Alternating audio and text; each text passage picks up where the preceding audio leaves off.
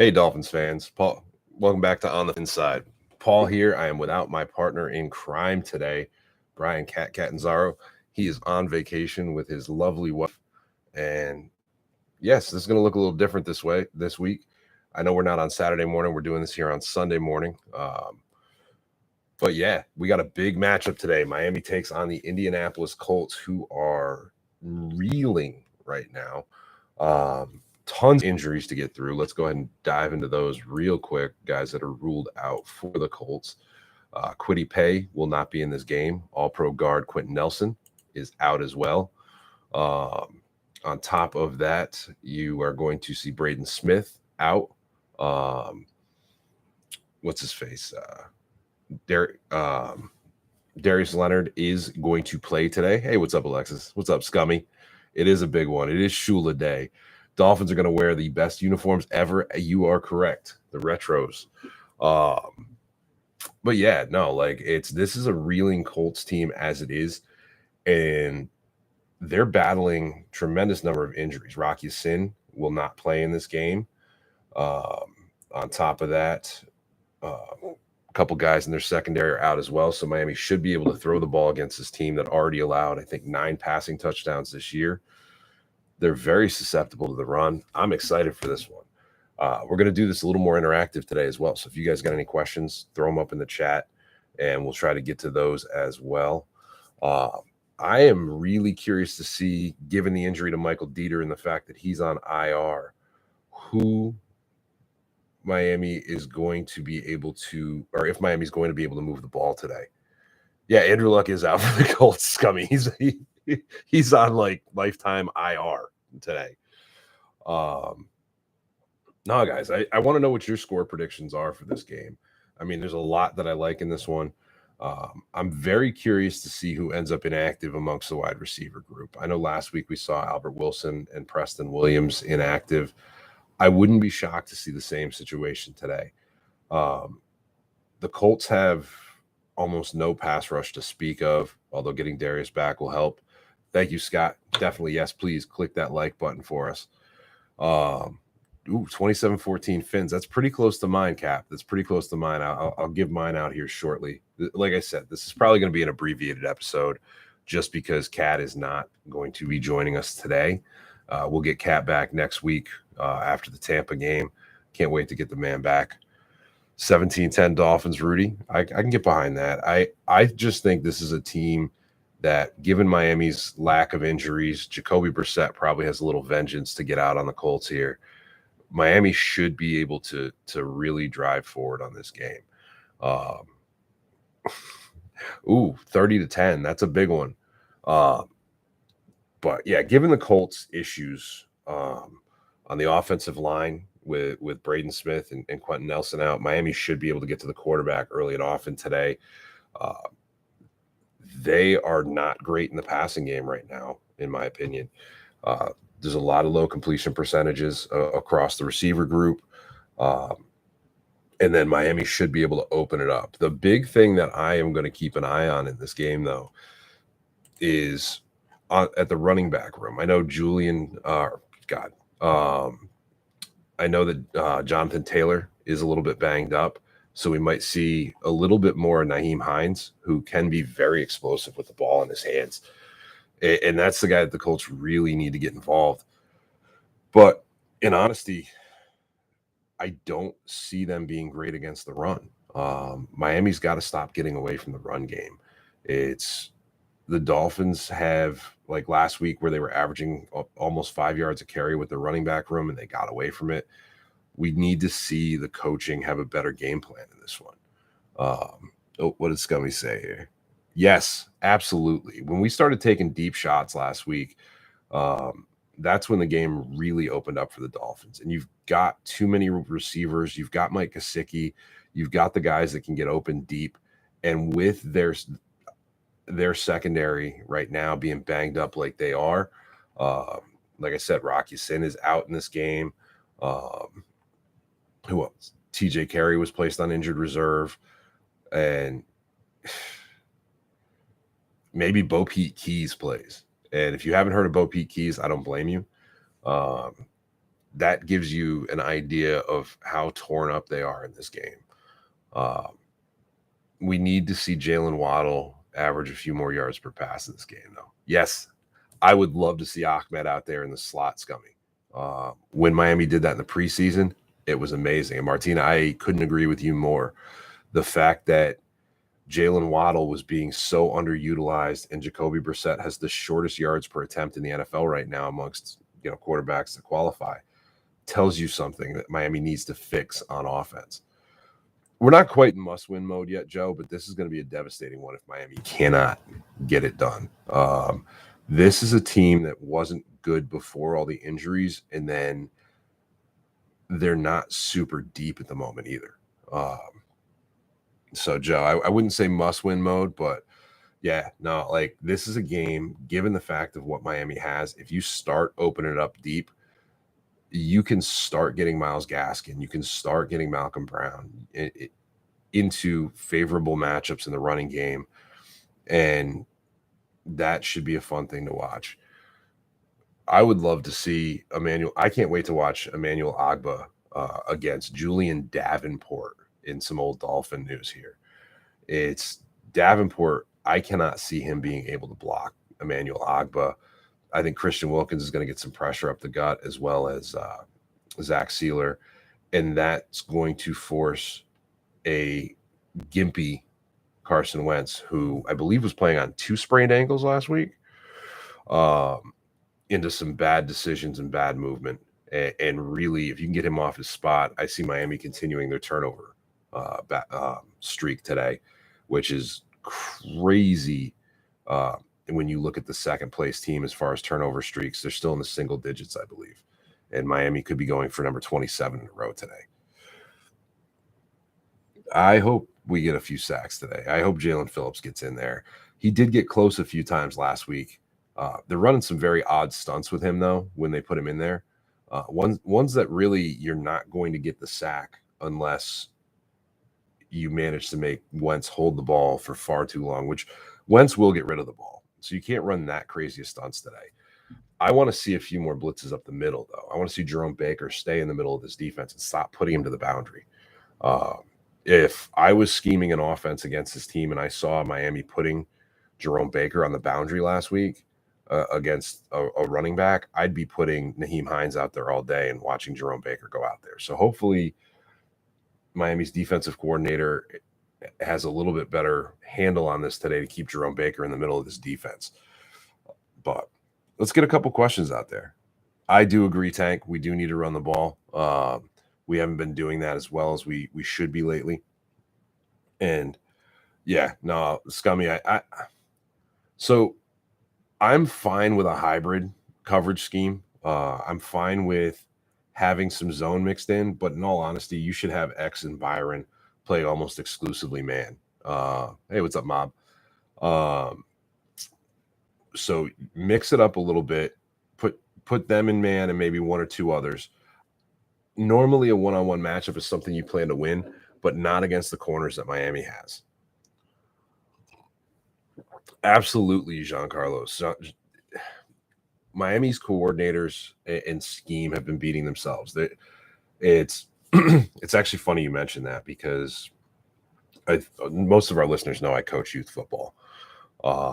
I've got 2 teams, 9U and 7U, and I looked at my offensive coordinator after the game last week, who's also a Dolphins fan.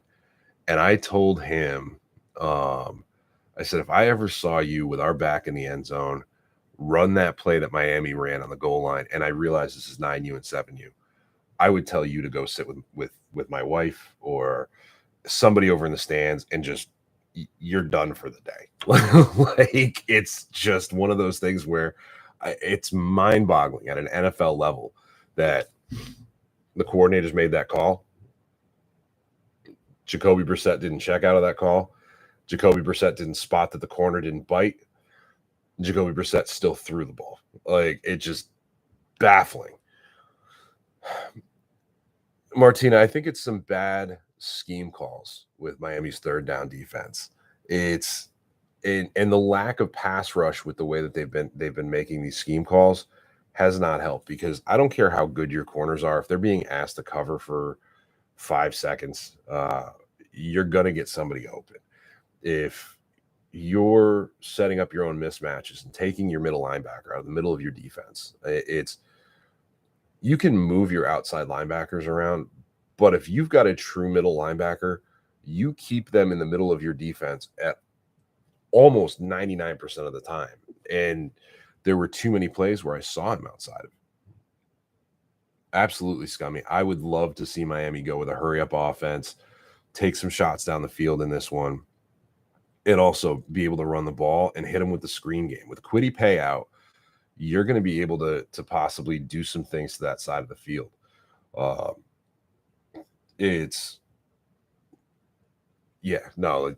think what's his face there? Blanking on the name. Kamoko Toure is going to be starting in place of Kwity Paye for this one. Christopher, I would be fine with single high. I like the single high defense. I really, really, really have been impressed with how Brandon Jones has been coming on. And I like the idea of moving Javon Holland all over the field. Javon Holland's somebody that can make some plays happen, especially if you don't know where to expect them from. And I like that Brandon Jones blitz last week, because you can basically have Brandon be potentially your single high and then flip and have Javon Holland go up there and blitz Brandon Jones. There was a thing Miami did with Bobby McCain last year, which I know not everybody's a Bobby McCain fan, but where they'd have Bobby come up almost to the line of scrimmage, and then he would drop back to that single high using his speed. And there were a lot of times where Miami made some great defensive stops last year off that very same schematic look. And you've got a couple of guys that can do that on this defense. Now, I don't want to see Justin Coleman out there. I'd rather see Nick Needham today. But that's my own personal opinion. I just feel like every time I see Justin Coleman, he's making a bad play, missing a tackle, etc.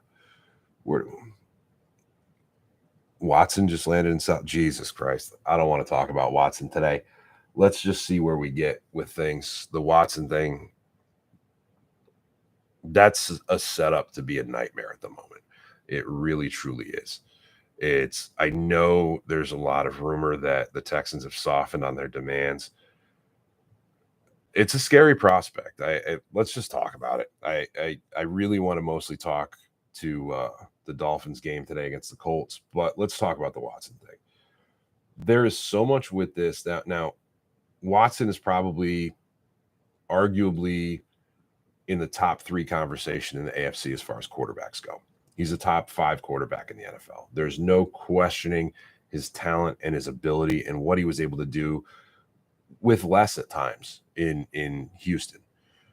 And if you put him in with this receiving core, it could be absolutely lethal. Miami becomes a Super Bowl contender immediately.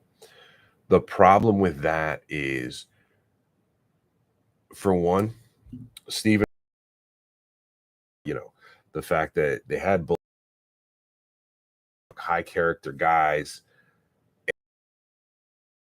You've got a guy with 22, 23 assault cases out there.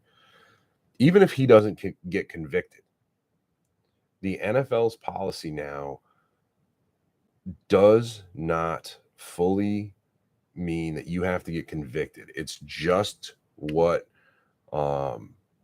it's if you tarnish the image of the NFL and you don't get convicted in a court of law, you can still end up getting suspended and for a long, long time by the NFL itself. And this is a ticking time bomb that's hanging over Watson's head. I don't see this being something that does well for the Dolphins, especially if he ends up having to miss, potentially 2 years, potentially a year. I mean, in a full year into next season. So he won't be able to get his rapport with the team. And are you going to play Jacoby Brissett for a year and a half? I don't know. It's a scary, scary thing. And honestly, scummy. You have to basically take that free agency O-line and make sure you lock them up for several years at that point. Yeah, Yeah, Mike, exactly. Lots of models in South Beach. And uh, I have no problem putting Sinet in if I like that question, Cap. Let's get back to the Colts game. But that said, I mean, I do like Watson. If he's able to get cleared and he doesn't get suspended, he's obviously an upgrade. I mean, I like Tua. Tua's got potential, but Watson's already there. And it's a no-brainer at that point. Yeah, if Jacoby struggles in the first half, I would flirt with the idea of playing Sinet. I'd give Jacoby the chance as a veteran to come out at halftime and see if he can start it up in the third quarter. But I wouldn't be opposed to making a change to Sinet somewhere in the third if Jacoby is truly struggling. Um, this is a chance to see what we've got in Sinet. I know he looked good in that last preseason game. I know he's got a rapport with most of the receivers on this team from the preseason. I'd be curious to see how that goes. I mean, Brissett, a lot of his struggles so far this year haven't been truly on him. It's as we've talked about on the show, as we've talked about in the chat here, a lot of his struggles have truly been schematic. He's done a good job of escaping the rush. He's put the ball on receivers downfield. I'd almost argue he's more accurate downfield than he is in the short game. And he has made some good plays with his feet. He takes off at the right time. So let's see how it goes with him today. But I would not be opposed to making the change to Sinet if need be. Rudy, I feel you. I know there's some absolutely toxic things out there.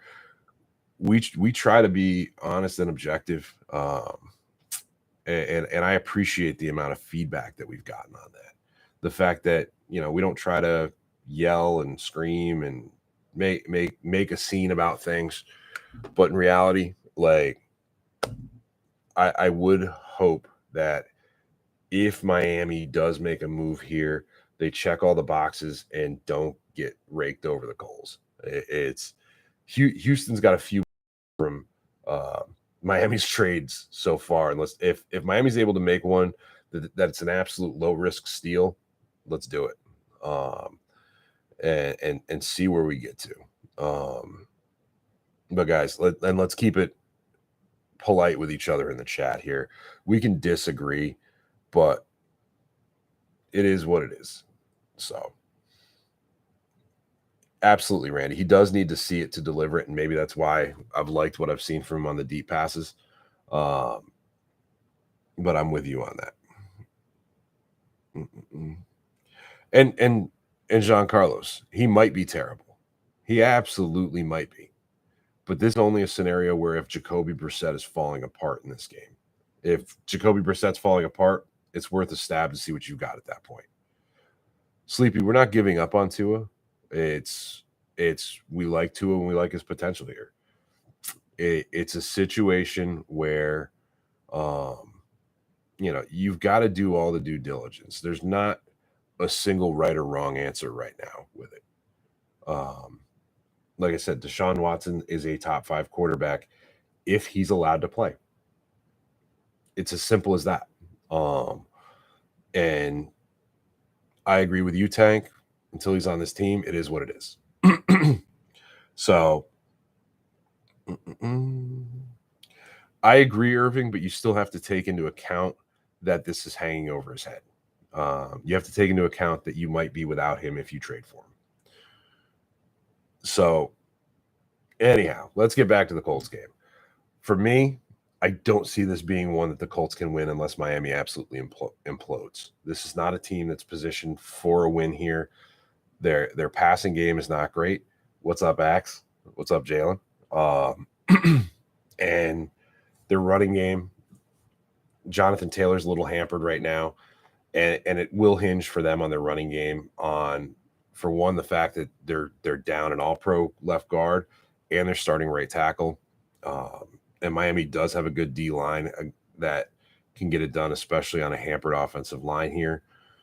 I don't see this being one that the Colts can win unless Miami beats themselves. And with our coordinators, that is a possibility. But hopefully Miami runs the ball and takes some deep shots early to open everything up. And this is one that we see Miami pull out. For me, I've got the Dolphins winning 27-13 in this one. I'm actually going to, for a bold prediction, I do think Miami gets a defensive touchdown in this one. And yeah, so guys, we will be back later tonight. It will probably be just me. I've got a couple of guys that may pop on and join. We'll see how that goes. Have a great time during the game today. Hopefully we're all happy. Eat some great food and make sure you guys like and subscribe.